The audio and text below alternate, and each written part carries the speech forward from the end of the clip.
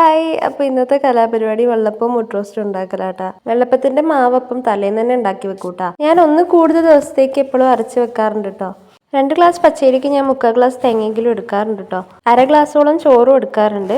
അതിനകത്തേക്ക് കുറച്ച് പഞ്ചസാരയും കുറച്ച് ഉപ്പും കൂടി ഇട്ടിട്ടാണ് കേട്ടോ അടിക്കുന്നത്. ഇടയ്ക്കൊക്കെ ഞാൻ ഈസ്റ്റ് ഇടാറുണ്ട് കേട്ടോ. അപ്പോൾ കിടിലനായിട്ട് കിട്ടും വെള്ളപ്പം. അരച്ച മാവടെ മൂടി വെച്ചിട്ട് ഞാൻ പോയി കിടന്ന് ഉറങ്ങിയിട്ടാ.